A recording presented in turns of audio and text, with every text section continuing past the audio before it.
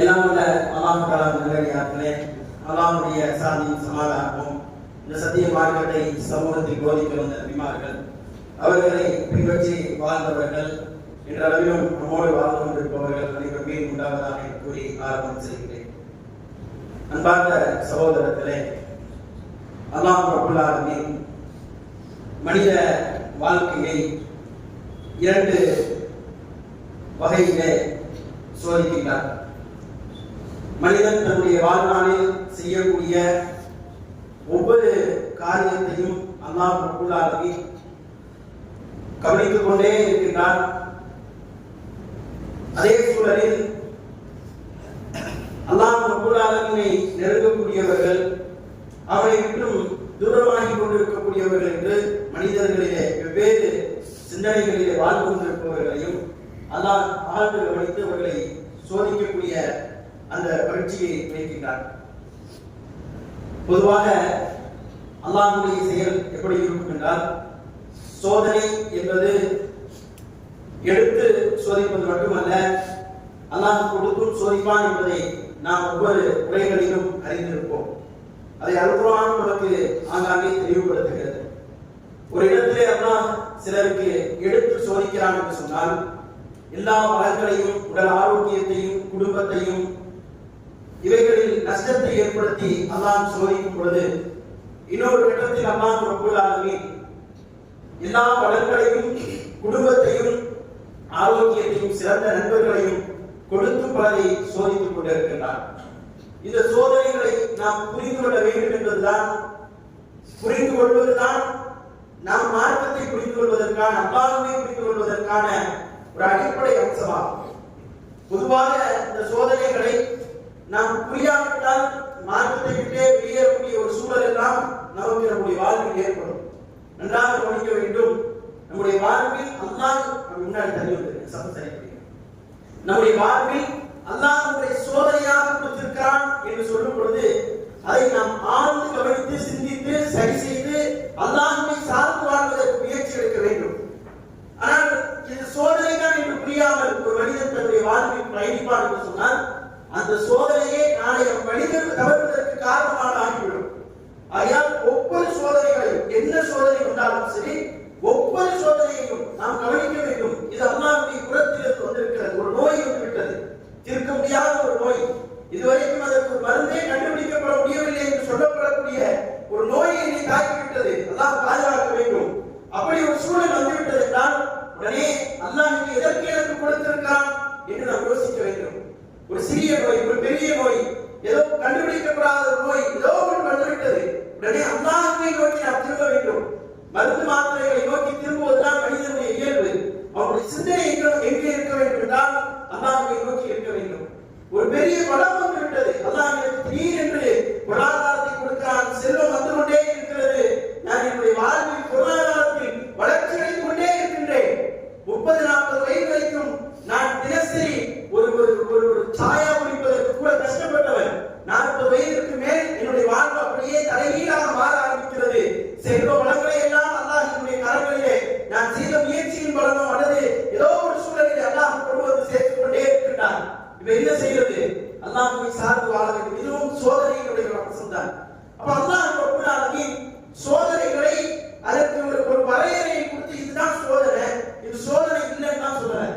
கஷ்டப்பட்டவனும் சோதனைக்கு உட்படுத்தப்படுவான், பெரும் பெரும் செல்வம் கொண்டவனும் சோதனைக்கு உட்படுத்தப்படுவான். இது அல்லாஹ்வுடைய நியதி. இதிலே நாம் தருமாறி போனோம் என்றால், இதை நாம் கவனிக்க தவறினோம் என்று சொன்னால், நாம் இந்த மார்க்கத்திலிருந்து வெளியேறுவது மிக இலகுவாக ஆகிவிடும். அந்த பாதை இருக்கிற மார்க்கத்திலிருந்து வெளியே போற பாதை, அது நல்ல கவனிச்சு நீங்க கேட்டீங்கன்னா புரியும். அந்த பாதை மிக இலகுவாகிவிடும். அல்லாஹ் ரப்பல் ஆலமீன் அல்குர்ஆனிலே அதை செய்கிறான், நமக்கு பறைசாற்றுகிறான். அல்லாஹ் எப்படியெல்லாம் சோதிப்போம் என்று சொல்கிறார். சூரத்துல் பக்ரா அதை சொல்லித் தருகிறது. வலனபலுவன்னகும், உங்களை நாம் சோதிப்போம். வலனபலுவன்னகும் பிஷைஇம் மினல் ஹௌஃப், அச்சத்தை கொண்டு சோதிப்போம். ஹௌஃப், பயத்தை கொண்டு சோதிப்போம். வஜூ, பசியை கொண்டு சோதிப்போம். எவ்வளவு பெரிய பொருளாதாரத்தோடு இருக்கின்றோம், நமக்கெல்லாம் பசி ஏற்படுமா?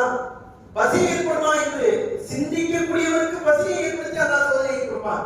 டாக்டர் நைட்ல போய் டாக்டர் பாப்பாரு, உடம்பு ரொம்ப சரியில்லை, நான் என்ன செய்யறதுன்னு கேட்பாரு. காலையில 10 மணி வரைக்கும் சாப்பிடாத, இந்த டெஸ்ட்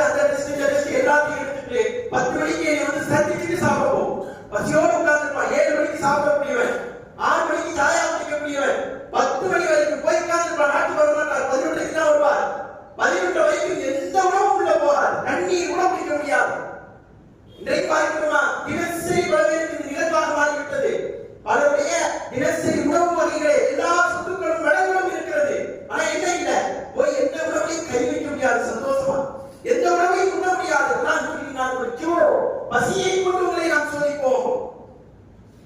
வனகசுமினால் அவ்வால் செல்வங்களை எல்லாம் கரத்திலே வாரி வளைத்துவிட்டு அந்த செல்வத்தை குறைப்பதை கொண்டு சோதிப்போம். வனகசுமினால் அவ்வால்னா அவ்வால் செல்வங்களை குறைப்பதை கொண்டு பொருளாதாரம் இருக்குது நமக்கு எல்லாம் ஏற்கனவே வழங்கி இருக்கிறானே இதை பிடுங்கிறது கொண்டு இதை தானமாக்குறது கொண்டு அதில் அழிவை ஏற்படுத்துவதை கொண்டு அதிலே குறைவை ஏற்படுத்துவதை கொண்டு அல்லாஹ் சோதிப்பான் என்று அல்குர்ஆன் சாற்றுகின்றது. வனகசுமினால் அவ்வாலி வல் அன்ஃபுஸி சோதனைக்குரிய உச்சகட்டமே இதுதான். என்னது உயிர் சேதங்களை ஏற்படுத்துவதை கொண்டு அல்லாஹ் சோதிப்பான். உயிர் சேதங்களை ஏற்படுத்துவதை கொண்டு அல்லாஹ் சோதிப்பான். அல்லாஹ் என்ன செய்ய மாட்டான், நம்மளுடைய சக்திக்கு மீறி நம்ம கஷ்டப்படுத்த மாட்டான் என்பதுதான் வசனம். சக்தி என்ன? மௌத்து தான் சக்தி. மனிதனுடைய சக்தி என்ன? மௌத்து தான் சக்தி. ஒரு கட்டத்துக்கு மேல 10 வருஷமா படுக்கையிலே இருக்கிறாரு, நம்ம இன்னும் பிரார்த்தனை செய்வோம், குடும்பமே சேர்த்து பிரார்த்தனை செய்யும்.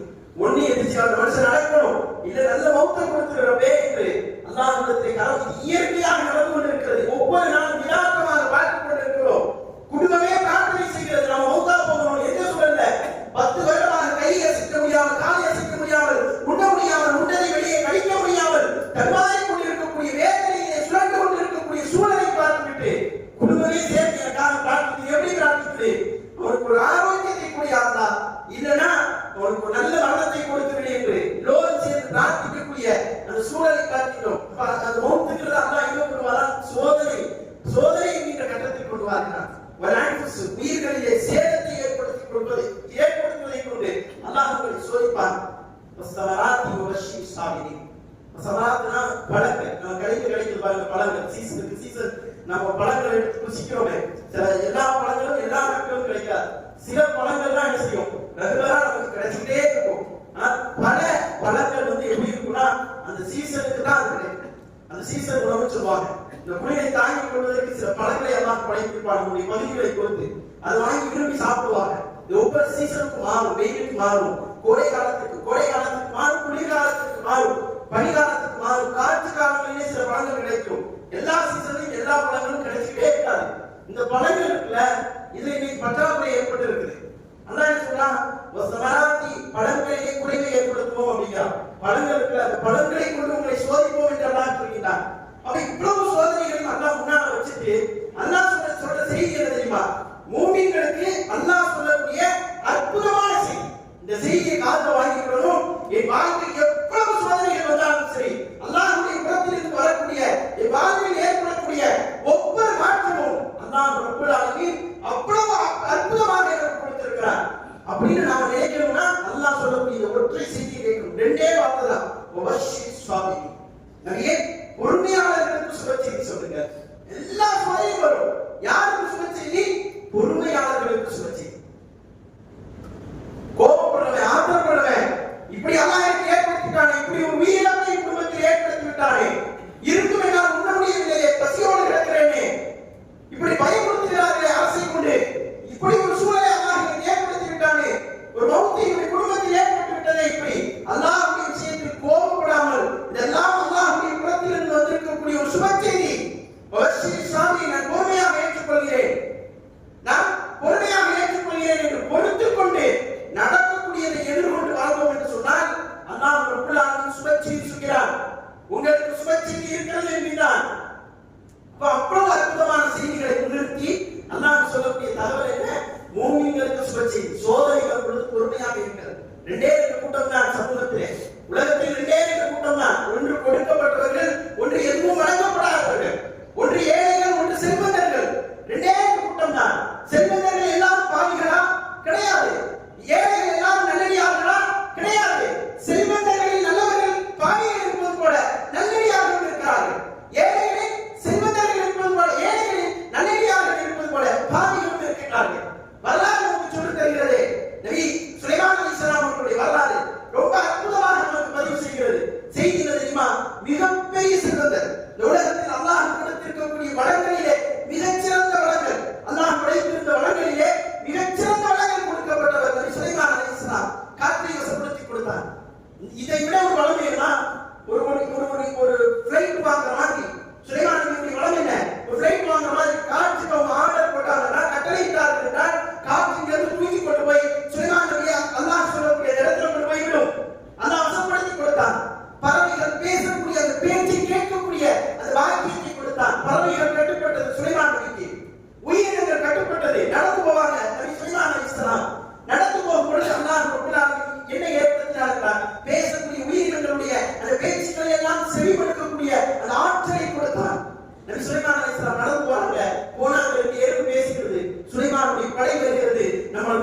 அப்படிங்கிறது.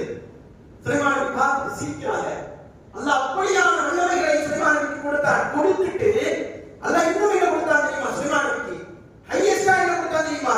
சுலைமானுக்கு மனிதர்கள் கட்டுப்படக்கூடிய சூழலை சுலைமானுக்கு கொடுத்தார். சுலைமான் சொன்னா மனிதர்கள் கேட்பார்கள். சுலைமானுக்கு சொன்னா ஜின்கள் கேட்பார்கள். சுலைமான் அலைஹிஸ்ஸலாம் சொன்னால் பறவைகள் கேட்பார்கள். மூணு அல்லாஹ் ஒரே என்று கொண்டு வருவான். பறவைகள், மனிதர்கள், ஜின்கள் எல்லாம் சுலைமானுக்கு கட்டுப்பட்டது என்பார். ஜின்களை கொண்டு பல ஆற்றல்களை செய்தார்கள், பல காரியங்களை செய்தார்கள். நாளைக்கு செய்ய முடியும் என்று சொல்லக்கூடிய காரியங்களை சுலைமான் அலைஹிஸ்ஸலாம் ஒரு செகண்ட்ல செஞ்சு முடிச்சாங்க. சில மனிதர்கள் ஆற்றல் வாழ்ந்த சில மனிதர்களை கொண்டு செய்தார்கள். நபி சுலைமான் அலைஹிஸ்ஸலாம் அவருடைய பறவையும் காணா போகுது. உங்களுக்கு எல்லாம் தெரிஞ்ச வரலாறு. என்கிற பறவை, இந்த பறவை காணா போச்சுன்னா சுலைமான் நபி தேடிக்கொண்டே இருக்கிறார்கள். தேடுறாங்கன்னு சொன்னா அது ஒரு காட்சியை பார்க்குது. அதுக்கு தாங்க முடியாது. பொதுவா ஒரு பாவத்தை நம்ம பார்த்தோம்னு சொன்னா நாம அந்த பாவத்தை செஞ்சா நமக்கு அது ஒரு பெரிய வருத்தம் தெரியாது. நாம அந்த பாவத்தை செய்யாத நேரத்துல அந்த பாவம் நடக்குதுன்னு அதை பார்த்தோம்னா வேதனைப்படும். ஆனா இன்னைக்கு நம்ம சமூகம் எப்படி இருக்குதுன்னா, பெரும்பான்மையானவர்கள் அவர்களிடத்திலே அந்த பாவம் இல்லாவிட்டாலும் அந்த பாவத்தை பார்க்கும்போது அதை கண்டு வேதனை கூட படுவது கிடையாது. ஆனால் அந்த பறவை அந்த பாவத்தை கண்டு வேதனைப்பட்டுச்சு. அது என்ன பாவம்னா அல்லாஹ்வுக்கு இணை வைக்கக்கூடிய மோசமான ஒரு காரியம். இதை அந்த பறவை பார்த்துட்டு எங்க போய் பார்க்குது? ஒரு அரசருடைய இல்லத்துல போய் பார்க்குது, மாளிகையில போய் பார்க்குது. அப்போ சுலைமான் நபி இந்த பறவையை தேடிட்டே இருக்கிறாங்க. ஒரு இடத்துல வந்துருச்சு. புது கிடைச்சா அது குறுநூறு இருக்கிற அளவுக்கு கோபத்துல இருக்கிறாங்க. அது முடிச்சிடும், கதை முடிச்சிடும் அளவுக்கு இருக்காங்க. வந்தா சுலைமான் நபி காரணம் சொல்லுது. நான் ஒரு காட்சியை கண்டேன்.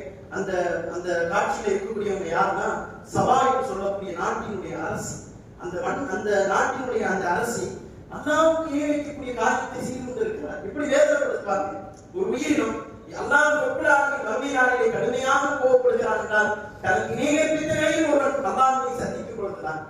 அந்த காட்சியை பார்த்துட்டு அந்த பறவை சொல்லுது, அல்லாஹ்வுக்கு இணை வைக்கக்கூடிய ஒரு மோசமான காரியத்தை அந்த நாட்டினுடைய அரசியும் அவருடைய சிஷ்யர்களும் செய்து கொண்டிருக்கிறார்கள்.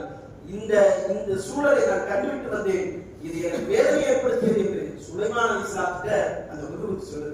அவங்க என்ன செஞ்சாங்கன்னா சூரியனுக்கு சூரிய நமஸ்காரம் செய்து கொண்டிருந்தார்கள். நாமும் பார்க்கிறோமே, ஒரு வார்த்தை அல்லாஹ்வை பற்றி, அல்லாஹ்வுடைய மார்க்கத்தை பற்றி ஒரு வார்த்தை நம்ம தாவா செய்திருந்தா, இஸ்லாத்தை பற்றி ஒரு வார்த்தை நாம் எடுத்து சொல்வதுண்டா என்று யோசித்து பார்க்க வேண்டும். அந்த தாவாவுடைய காலம் எல்லாம் கடந்து போய்விட்டது. எனக்கு அந்த தாவா செய்ய வேண்டும் என்ற எண்ணத்தை விட சீக்கிரம் என்னை விட்டு கடந்து போக வேண்டும் என்கின்ற எண்ணம் தான் நம்முடைய பெரும்பான்மையானவர்களுக்கு நினைத்திருக்கிறது. அந்த எண்ணத்தை உடைச்சிட்டு நம்மை சார்ந்து இருக்கக்கூடியவர்கள் யாராக இருந்தாலும் சரி, அல்லாஹ்வுக்கு இணை வைக்கக்கூடிய காரியத்தை செய்கிறானா உடனே வேதனையை வெளிப்படுத்த வேண்டும். அது தவறு என்று அவர் உணர்த்த வேண்டும். இது மார்க்கத்தினுடைய கட்டளை, அல்லாஹ்வுடைய தூதர்மார்களுடைய கட்டளை, அழகிய உபதேசம் என்பதை நாம் புரிந்து கொள்ள வேண்டும். அப்போ புது கூப்பிட்டு அந்த செய்தியெல்லாம் வாங்கிட்டு இந்த புது சொன்னது உண்மையான்னு சொல்லி கண்டுபிடிக்கிறதுக்கு ஒரு டீம் அனுப்புறாங்க சுலைமான் நபி. அந்த டீம் சபா நாட்டுக்கு போய் கண்டுபிடிச்சு சொல்றாங்க, ஆமா உண்மைதான், இப்படி ஒரு காட்சி நடக்குது. அப்ப அந்த அரசிக்கு நீங்க அழைப்பு கொடுங்க, இஸ்லாத்தின் பக்கமும் இந்த நம்மளுடைய அரண்மனைக்கு வர்றதுக்கும். அப்ப அந்த அரண்மனைக்கு வராங்க. அந்த அரசி அழைப்பை ஏற்றிட்டு வரும்போது அந்த அரண்மனையை பார்க்கிறாங்க. அவ்வளவு பிரமாண்டம். உலகத்தினுடைய அதிசயங்களிலே நம்ம கொண்டு வந்து நிறுத்தும் போது எதை சொல்லுவாங்கன்னா, தாஜ்மஹாலை கொண்டு வந்து நிற்பாங்க. தரை எதுவும் தெரியாது, தண்ணி எதுவும் தெரியாது. ஆனா அல்லாஹ் ரப்பல் ஆலமீன் எப்படி ஒரு பிரம்மாண்டமான மாளிகையை சுலைமான் அவர்களுக்கு கொடுத்திருந்தார்கள். அந்த அரசி வந்த உடனே அந்த காலை தூக்குவா. இது தண்ணி போல இடிச்சிடக்கூடாது, காலை வைக்கிறதுக்கு காலை தூக்குறா. அது தண்ணி கிடையாது, அது பழிக்கு கல்லு. அது பழிக்கு மாளிகையினுடைய சிறப்பம்சமே அல்லாஹ் அப்படித்தான் ஆக்கி கொடுத்திருந்தார். அவ்வளவு பிரம்மாண்டமான மாளிகையை கட்டி வாழ்ந்தவர் சுலைமான் அலைஹிஸ்ஸலாம். அந்த சுலைமான் அலைஹிஸ்ஸலாம் இடத்தில் இருந்த ஆற்றலை கொண்டு, அந்த வலிமையை கொண்டு என்ன செஞ்சாங்க? அந்த அரசிங்க வர்றதுக்கு முன்னால, அந்த அரசிங்க சேர்வதற்கு முன்னால் சுலைமான் நபி தன்னுடைய வேலையாட்களை கொண்டு அவருடைய சிம்மாசனத்தையே கொண்டு வந்து சுலைமான் தன்னுடைய அரண்மனையில் வைத்தார் என்பதை நாம் அல்குர்ஆன் வரலாறாக பார்க்கிறோம். அவ்வளவு ஆற்றல் இருந்த சுலைமான் நபி அவங்க சொன்னது என்ன தெரியுமா? சுலைமான் அலைஹிஸ்ஸலாம் சொன்னது நிறைய வல்லமைகளை அல்லாஹ் கொடுத்திருந்தார், செல்வ வளங்களை கொடுத்திருந்தார். அவங்க சொன்ன வார்த்தை என்ன தெரியுமா? சுலைமான் அலைஹிஸ்ஸலாம் அல்குர்ஆனை பதிவு செய்கிறது, அல்ஹம்துலில்லாஹ், இதையெல்லாம் எங்களுக்கு கொடுத்த அல்லாஹ்வுக்கே எல்லா புகழும். அல்லாஹ் வளங்களை வாரி வழங்கும் பொழுது அது சிறியதாக இருந்தாலும் சரி, பெருங்கொண்டளவாக இருந்தாலும் சரி, எனக்கு வளங்களை கொடுத்திருக்கிறானா அது எந்த வகையிலே இருந்தாலும் சரி, அல்லாஹ்விடத்திலே நாம் சொல்ல வேண்டியது அல்ஹம்துலில்லாஹ் அப்படின்னு சொல்லிட்டு சுலைமான் அலைஹிஸ்ஸலாம் சொல்லுவாங்க, இந்த உலகத்தில் யாருக்கும் வழங்கப்படாத மிகச் சிறந்த ஒரு வளத்தை அல்லாஹ் எனக்கு கொடுத்திருக்கிறான் என்று அல்லாஹ்விடத்திலே பிரார்த்தனை சொன்னவராக சுலைமான் அலைஹிஸ்ஸலாம் செய்தி முன்வைப்பார்கள். அப்ப அல்லாஹ் ரப்பல் ஆலமீன் இப்படி கொடுத்து சோதிக்கும் பொழுது அல்லாஹ்வை சார்ந்து இருக்க வேண்டும். சுலைமான் அவர்கள் எப்படி சார்ந்திருந்தார்களோ அதே போல் நாமும் சார்ந்து இருக்க வேண்டும். அதே போல அல்லாஹ் இன்னும் சிலருக்கு வளங்களை கொடுத்திருந்தான். காரூன் என்று சொல்லக்கூடியவர் அல்லாஹ்வுடைய தூதர் மூசா அலைஹிஸ்ஸலாம் அவருடைய காலகட்டத்திலே அவருடைய சமூகத்திலே பிறந்தவர். மிக பெரும் செல்வம் கொடுக்கப்பட்டிருந்தான். அவருடைய செல்வம் வர்ணனை செய்யப்படுகிறது. எப்படி தெரியுமா? காரூனுக்கு அல்லாஹ் கொடுத்திருந்த செல்வம் என்பது அவருடைய செல்வங்களை எல்லாம் அவருடைய அந்த குனூஸ், அதாவது அந்த பொக்கிஷங்களை எல்லாம் ஒரு அறைகளிலே வைத்து பூட்டி அந்த அறைகளுடைய சாவிகளை கொண்டு வந்து தூக்குவதற்கு ஆட்களை ஏவினார்கள். அவர்களால் தூக்க முடியாது. குர்ஆன் சொல்கிறது வரலாறு. இந்த வரலாறை குர்ஆன் சொல்கிறது. தூக்க முடியாது. அவ்வளவு வழங்கல். மக்கள் காரூனை பார்க்கும்போது பேசுவாங்களாம், காரூனுக்கு வழங்கப்பட்டது போல் எங்களுக்கு வழங்கப்பட்டிருக்க வேண்டுமே, அவ்வளவு செல்வங்களை அல்லாஹ் கொடுத்திருக்கிறானே என்று. அல்லாஹ் ரப்பல் ஆலமீன் கொடுத்த செல்வங்கள் அவ்வளவு மிகையானது காரூனுக்கு. ஆனால் அவன் பெருமை அடித்தான். தன்னுடைய அடியார்களை, தன்னோடு சார்ந்திருந்தவர்களை அவன் சிறுமைப்படுத்தினான், கேவலப்படுத்தினான். அதனால் அல்லாஹ் அவனை பூமியில் வைத்து அடக்கினான். பூமியில் ஒரே அடக்கு. இந்த உலகத்தில் உனக்கு எல்லா செல்வமும் கொடுக்கப்பட்டிருக்கும் பொழுது நீ ஆணவத்தோடும் திமிரோடும் இந்த உலகத்திலே வாழ்கிறாயா என்று சொல்லி காரூனை பூமியில வச்சு ஒரே அடைத்து அவரும் அவனுடைய செல்வங்களும் புதைந்து போனது என்று அல் குர்ஆன் பதிவு செய்கிறது. இப்படிதான் ரெண்டு பேர் அல்லாஹ் முன்னால் கொண்டு வந்து நிறுத்தலாம். சுலைமானுக்கும் செல்வம் கொடுக்கப்பட்டது, காரூனுக்கும் செல்வம் கொடுக்கப்பட்டது. இரண்டு பேரும் செல்வத்திற்கு அல்லாஹ்வுடைய சோதனைக்கு கொடுத்த ரிப்ளை என்ன? காரூன் இடத்துல சொல்வாங்க, அஹ்ஸின் கமா அஹ்ஸனல்லாஹு இலைக, அல்லாஹ் உனக்கு உபகாரம் செய்தது போல நீயும் உபகாரம் செய்ய என்பார்கள். காரூன் என்ன சொல்வான் தெரியுமா? இதெல்லாம் என்னுடைய உழைப்பில் நான் உழைத்து வாங்கியது என்று சொல்வான். குர்ஆன் அந்த செய்திகளை எல்லாம் படிச்சு பார்த்தீங்கன்னா அப்படியே செய்திகளை சொல்லி வரும். 27 28வது அத்தியாயங்கள் இந்த வரலாறுகளை பதிவு செய்கிறது. காரூன் சொல்வான், நான் என்னுடைய சொந்த உழைப்பில் வாங்கிய செல்வங்கள் இது அல்லாஹ் கொடுத்ததெல்லாம் கிடையாது.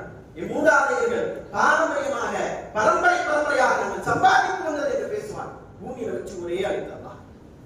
அவர் ரெண்டு உதாரணங்களை கொண்டு வந்து அல்லாஹ் முன்னிறுத்துகிறார். அல்லாஹ் கொடுத்து சோதிக்கிறான். ரெண்டு பேருக்குமே கொடுத்தான். பெரும் கோடீஸ்வரர்கள். சுலைமான் என்ன சொன்னாங்க? அல்ஹம்துலில்லாஹ் என்றார்கள். காரூன் என்ன சொன்னா? நான் சம்பாதித்தேன் என்றார். அல்லாஹ் அவருக்கு நன்றி செலுத்த மறுத்தான். சுலைமானை மேலும் மேலும் அல்லாஹ் உயர்த்தினார். காரூனை பூமியில் வைத்து ஒரே அழுத்தி முடித்து விட்டார். இன்னைக்கு உலகத்தில் பார்க்கிறோமா இல்லையா? எவ்வளவு சோதனை களங்கள், எவ்வளவு சோதனை களங்கள். இப்படி பிரம்மாண்டமாக தெரிந்தவர்கள் எல்லாம் பூமியிலே புதைந்து போன வரலாறுகளை பார்க்கிறோம். ஒரு பூகம்பம் முடிஞ்சு போச்சு. டொனால்ட் பதவி ஏற்கிறார். பதவி ஏற்பதற்கு முன்னால் ஒரு 5 நாட்களுக்கு முன்னால் சொல்றார், காசாவில் பிடித்து வைத்திருக்கக்கூடிய கைதிகளை விடுதலை செய்யவில்லை என்று சொன்னால் நான் காசாவை நரகமாக மாற்றி விடுவேன். நரகத்தை அவர்கள் காசா மக்கள் காண்பார்கள் என்றார். அல்லாஹ் என்ன செய்தார்? காசாவை நீ என்ன நரகமாக்குவது? கலிபோர்னியாவை நான் நரகமாக்கி காட்டுகிறேன். இன்னைக்கு வரைக்கும் பிடித்து எரிந்து கொண்டிருக்கிறது. கிட்டத்தட்ட 10 லட்சம் கோடி, 10 லட்சம் அல்ல 10 லட்சம் கோடி சொத்துக்கள் தீக்கையாக இருக்கிறது. இன்னைக்கு பார்க்கணுமா இல்லையா? காரணம் தெரியல. ஒரு 10 வகையில விசாரணை நடத்தி ஒவ்வொருத்தரையா பிடிச்சு விசாரிக்கலாம். நீ எது பண்ணியா, நீ எது தீ வச்சியா, நீ எது செய்தியா என்று. அது விசாரணை எப்படி இருக்கிறான் தெரியுமா? குழந்தை பிறப்பதற்கு முன்னால் அவங்க வந்து ஒரு பாம்பு ஒன்று தயாரிப்பாங்க. அந்த பாம்புல வந்து 2 கலர் இருக்கும். ஒன்னு ப்ளூ, ஒன்னு பிங்க். அப்ப அந்த பிங்க் வந்துச்சுன்னு சொன்னா அந்த பிறக்கக்கூடிய குழந்தை வந்து பெண் குழந்தையாக பிறக்கும். ப்ளூ வந்துச்சுன்னா அது ப்ளூ கலர்ல பிறக்கும், அது ஆண் குழந்தையாக பிறக்கும். இது அவங்களுடைய ஒரு நம்பிக்கையாக வைத்திருக்கிறார். அப்ப அந்த இந்த கேஸ்ல அவளையும் கொண்டு சேர்த்திருக்கிறான். இவன் போட்ட அந்த பாம்பு தான் ஒரு சின்ன தீயா வச்சு அமெரிக்கா லாஸ் ஏஞ்சல்ஸ் முழுவதும், கலிபோர்னியாவில் இருக்கக்கூடிய லாஸ் ஏஞ்சல்ஸ் முழுவதும் தீக்கிரையானதற்கான காரணம் என்று அவர்களை விசாரணை வளையத்தில் வைத்திருக்கிறார். எவ்வளவு பெரிய நகரம் லாஸ் ஏஞ்சல்ஸ்! ஒரு காலத்தில் லாஸ் ஏஞ்சல்ஸ் என்பது பழங்குடி மக்கள் வாழ்ந்த ஒரு பகுதி. அது வரலாற்றை எடுத்து படித்து பாருங்கள். அந்த பழங்குடி மக்களை ஸ்பெயினை சார்ந்தவர்களும் உலகம் முழுவதும் நாடுபிடிக்கக்கூடிய திட்டத்தில் இருந்த பிரிட்டிஷ்காரனும் சேர்ந்து விரட்டி அடித்து பெருங்கொண்ட செல்வந்தர்களை எல்லாம் அங்கே குடியமர்த்த ஆரம்பிக்கிறார்கள். ஒரு கட்டத்தில் அந்த லாஸ் ஏஞ்சல்ஸ் நகரமே முழுக்க கோடீஸ்வரர்கள் குடியமரக்கூடிய ஒரு மிகப்பெரும் பகுதியாக மாறுகிறது. உலகத்தினுடைய ஹாலிவுட் என்று சொன்னால் லாஸ் ஏஞ்சல்ஸை காட்டுவார்கள். அவ்வளவு பெரிய கோடீஸ்வரர்கள் எல்லாம் அங்கு இருக்கிறார்கள். உலகத்தினுடைய பிரபலங்கள் வாழக்கூடிய பகுதி எது? Los Angeles. அல்லாஹ் என்ன செய்தான்? நீ வந்து நரகத்தை காட்ட வேண்டாம், நரகத்தை பார் உன்னுடைய நாட்டில் இருந்து என்று அல்லாஹ் அப்படியே மாற்றுறான். கொடுப்பான். அல்லாஹ் சோதனைகளை கொடுத்துக் கொண்டே இருப்பான், செல்வங்களை கொடுத்துக் கொண்டே இருப்பான். எப்ப முடிப்பான்?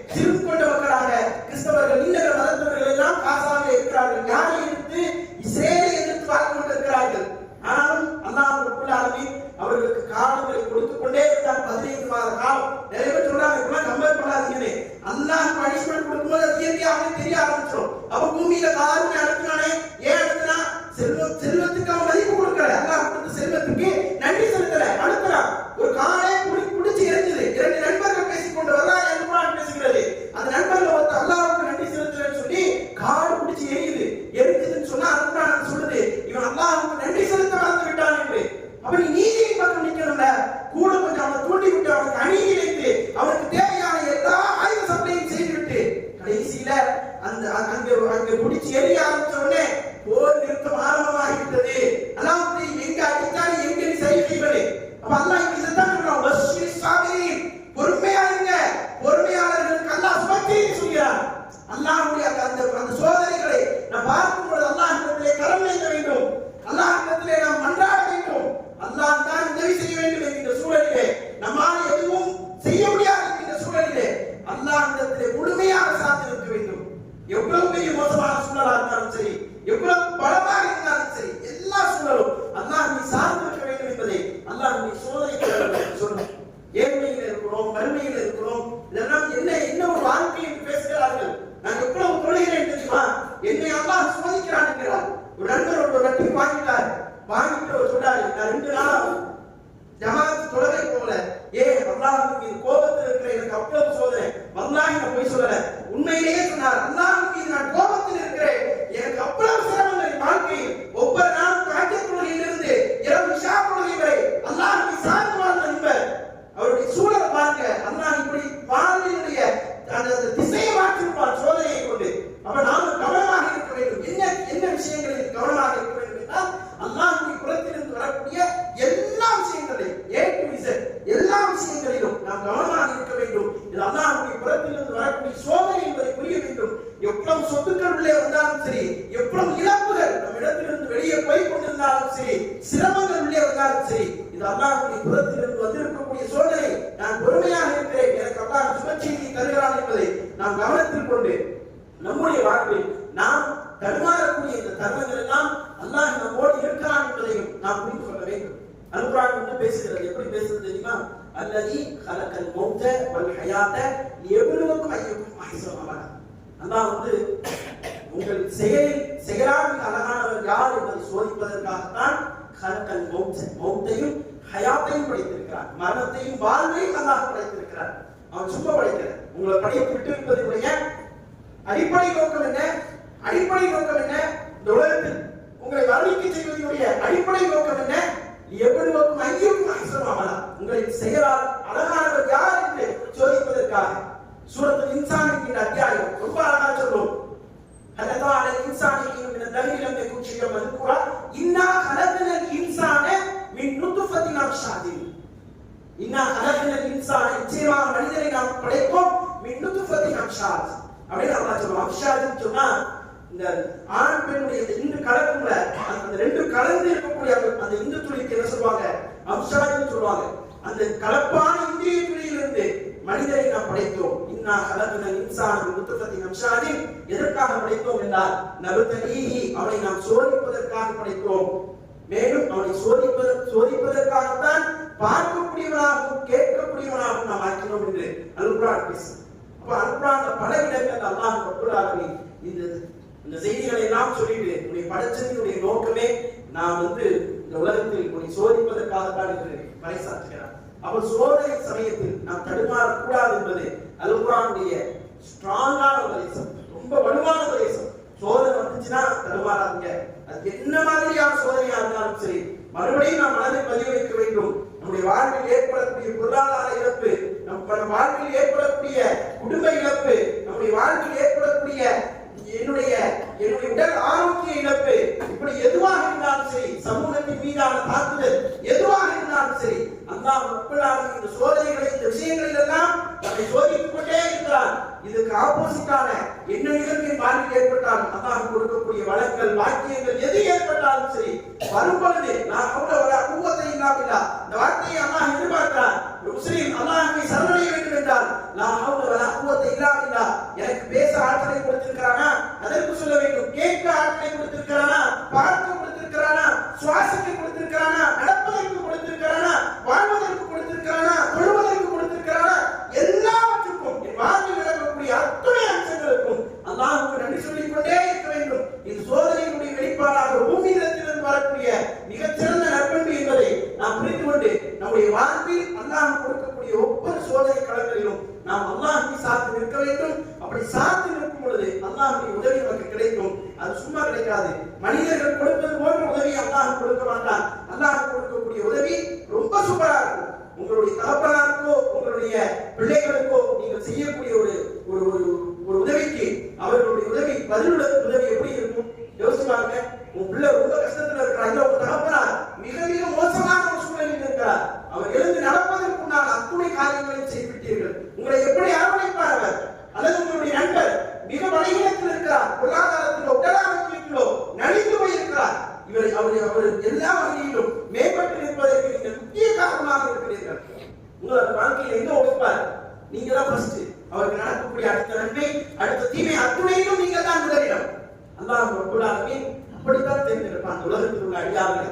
என்னுடைய கஷ்டங்கள் நஷ்டங்கள் எல்லாவற்றையும் அல்லாஹ்வை சார்ந்து, அல்லாஹ் சொல்லக்கூடிய வார்த்தைகளை சார்ந்து நான் யோசிக்கும் பொழுது அல்லாஹ் ரப்பல் ஆலமீன் என்னை எங்கே வைப்பார் என்றால், எனக்கு கொடுக்கக்கூடிய ஒவ்வொரு கிஃப்டும் அல்லாஹ்விடத்திலிருந்து வரக்கூடிய அடுத்த பதில் அத்தனையும் சும்மா இருக்காது. அது ரொம்ப சூப்பரா இருக்கும். அல்லாஹ்வுடைய அன்பளிப்பு என்பது, அல்லாஹ்வுடைய பதில் என்பது அது வெறுமனை வார்த்தைகளாக இருக்காது. அது குர்ஆன் முழுக்க நாம் அதை பார்க்கிறோம். அல்லாஹ் ஒவ்வொரு அல்லாஹ்வையும் சொல்கிறான். அல்லாஹ்வுடைய பதில், அல்லாஹ் கொடுக்கக்கூடிய மறு கிஃப்ட் என்பது அது ரொம்ப சூப்பரா இருக்கும். அல்லாஹ் ரப்பல் ஆலமீன் இதை தன்னுடைய அடியார்களை தேர்ந்தெடுத்து கொடுக்கிறான். இதை ஏறத்தாழ பெரும் கொண்ட நபிமார்களுக்கு அல்லாஹ் ரப்பல் ஆலமீன் கொடுத்தான். இன்னும் பல அடியார்களுக்கு அதை கொடுத்திருக்கிறான். இதை கண்கூடாக பார்த்துக் கொண்டிருக்கிறோம். நாமும் நம்முடைய வாழ்வில் அல்லாஹ்வுடைய புறத்திலிருந்து பெருங்கொண்ட பரிசுகளை எல்லாம் பெற்றுக்கொள்ள வேண்டும் என்றால் அல்லாஹ்வுடைய நேசத்திற்குரியவர்களாக, நம்முடைய சோதனையுடைய காலகட்டங்களில் அல்லாஹ்வை சார்ந்து வாழக்கூடியவர்களாக நாம் இருப்பதற்கு முயற்சி செய்ய வேண்டும் என்று கூறி முதல் உரையை நிறைவு செய்கின்றேன்.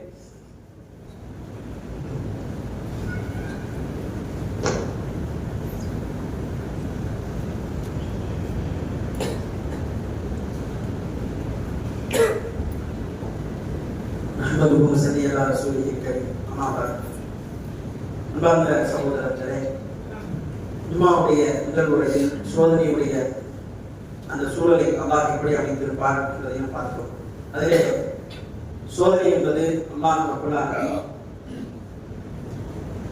குறிப்பிட்ட இழப்புகளை கொண்டு மட்டும் சோதிக்க மாட்டான், அல்லாஹ் வழங்குவதை கொண்டும் சோதிப்பான் என்கின்ற செய்திகளை எல்லாம் நாம் பார்த்தோம்.